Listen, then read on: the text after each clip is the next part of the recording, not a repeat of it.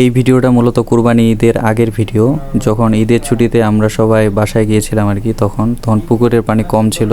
তো এই সময় একদিন হৃদয়, আমি আর রুল ভাই মিলে চিন্তা করলাম যে পরের দিন সকালে মাছ মারা যায় কিনা।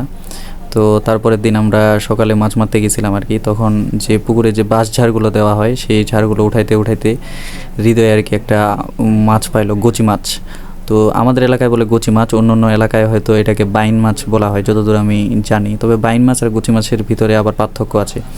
তো মোটামুটি বাচ্চাগুলো ওঠানোর পর এইভাবে ইট দিয়ে বেঁধে আর কি, মানে আমরা ওইদিকে এইভাবে টানলে কি হয়, ভিতরে যদি আরও কোনো থেকে থাকে বাচ্চাগুলো, সেগুলো উঠে যায়। তো এইভাবে কিছুক্ষণ করার পর রুল ভাই আবার ওদিক থেকে আসে বলল যে করার দরকার নাই, সবগুলো উঠে ফেলছে। ওই ভিতরে নামছিল আর কি, পুকুরের নিচে নেমে সবগুলো উঠাইছিল। তো ওই বলতেছে যে উঠানোর দরকার নেই। তারপর মোটামুটি সব ঝাড়গুলো উঠানোর পর হৃদয় আর রুল ভাই মূলত মাছ মারে, আমি তো তেমন কিছু করতে পারি না, আমি শুধু দেখি এগুলো আর কি। তো তারপরে হৃদয় এটাকে আমাদের ওইদিকে বলে ফিকা জাল। এই যে জালটা যে ফিকে দিল, এটাকে বলা হয় জাল ফেকা। তো এইভাবে জালটা ফিকানোর পরে রুহুল ভাই ওখানে দাঁড়াই ছিল যে কোনো মাছ যদি আবার উপরে লাফায় উঠে তাহলে সেটাকে ধরবে। তো জাল উঠাতে দেখলো যে না, যে ছাড়গুলো যে উঠাইছে কিছু ছাড় ওখানে থেকে গেছে আর কি। তো তারপরও এখানে কিছু মাছ উঠছিল, একটা কই মাছ উঠছিল।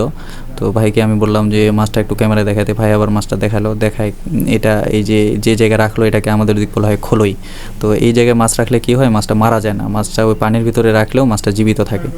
তো এই জায়গায় আরও অনেক আমরা ছোট মাছ মারলাম।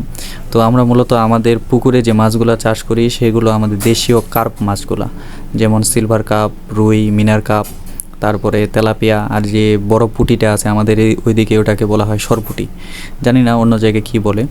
তো মাছগুলো মারার পরে আমি বাসায় আসে চিন্তা করলাম যেহেতু ভিডিওটা করতেছি, তো মাছগুলো একটু ধুয়ে সাজায় তারপর ভিডিওটা করি। সেই জন্য আর কি এইভাবে মাছগুলো একটু ধুয়ে সাজাই ভিডিওটা করছিলাম। তো দেশি মাছের মধ্যে আমরা যেগুলো পাইছিলাম, দেশি মাছগুলোর মধ্যে কই, তারপরে মলা ঢেলা যেগুলো মাছ বলে আর কি, তারপরে দেশি পুঁটি মাছ, তারপর ট্যাংরা মাছ ছিল, শিং মাছ ছিল।